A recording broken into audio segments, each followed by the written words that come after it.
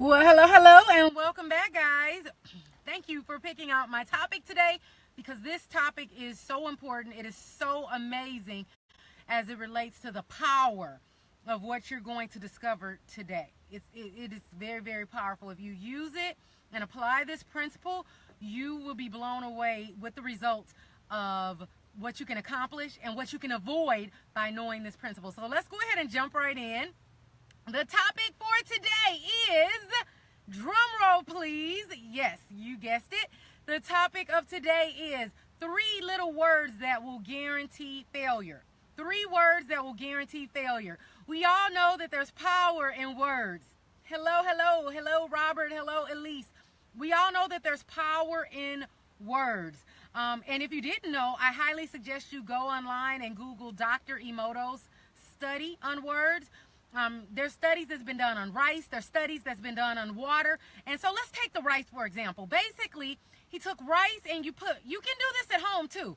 You can have rice in 2 jars. And on one jar, you write the word hate on it and tape it to the jar. And on another jar, you write the word love on it and tape that word to a jar.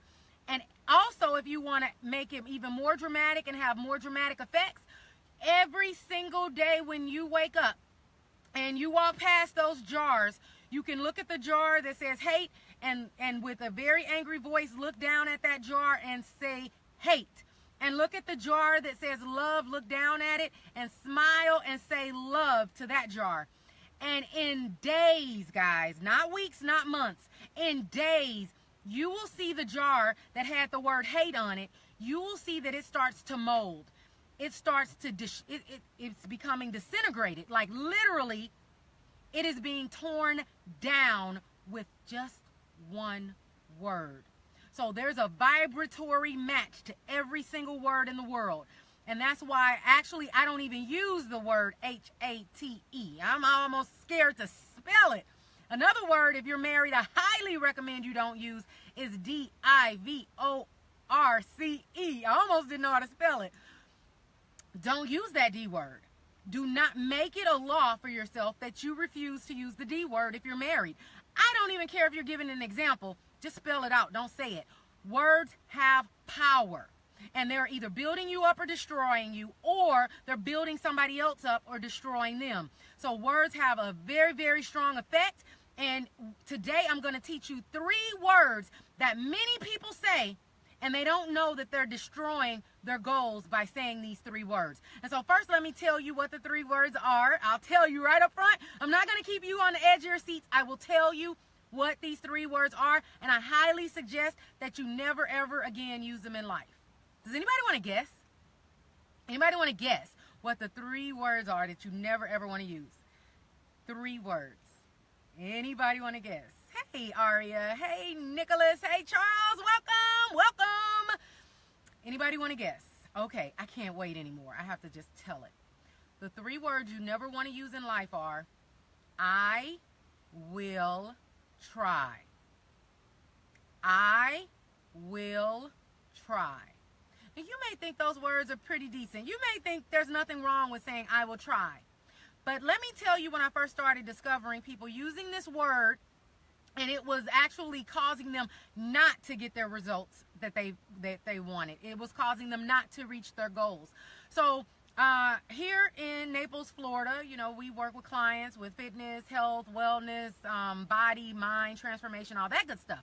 Well, we have a mandatory pre-camp evaluation that our clients have to attend before they start our program. And I give them, I highly recommend that they all follow my eating plan, and I give them a mapped out eating plan, and I tell them this is what I want you to do while you're doing the 30-day challenge, 30-day fitness challenge. And I kid you guys not, I would take a note. I did this for years. I would take note of those who after the pre-camp evaluation, they would come up to me and they would say the words, you know what? I'm gonna go home and I'm gonna definitely try that. I'm definitely gonna try that. And I would just make a note, and lo and behold, every stinking time, like clockwork, guys, like clockwork, they never completed the challenge properly. They never got the results they wanted. Every single one that said those words, I will give it a try, it didn't work. They completely failed. So what I started doing when I noticed that trend is, instead of telling them what the eating plan was, and then afterwards, when I open it up for questions and people come up to me and ask their questions, I changed it around. See, I use psychology in everything that I do. There's psychology in my eating plan. There's psychology in my detox plan.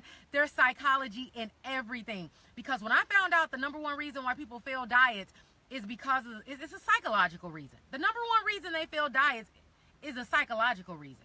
It's not a physical reason. But I'm not here to talk about that today, so I'll save that for another one.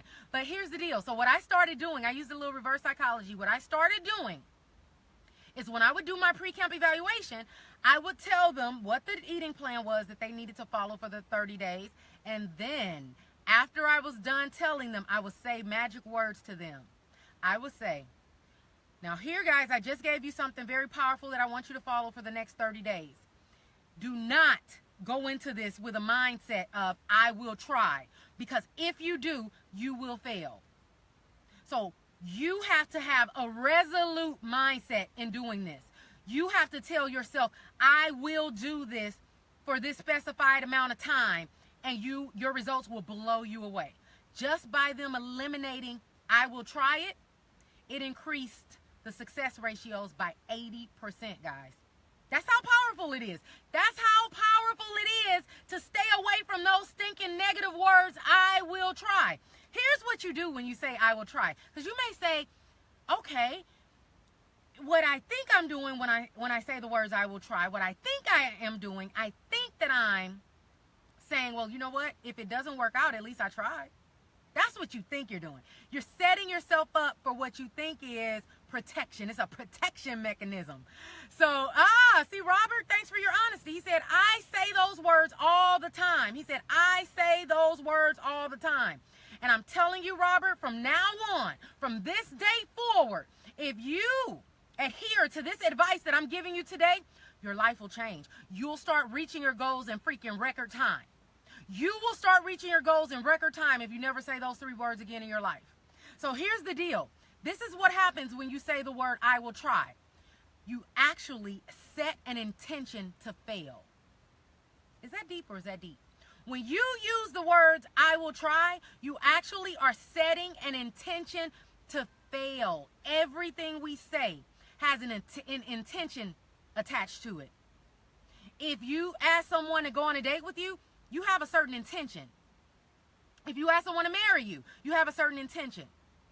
If you ask someone to go to the gym with you, you have a certain intention. If you tell yourself you're going to start eating healthy, you have a certain intention. If you tell yourself you're going to stay away from sweets, you have an intention.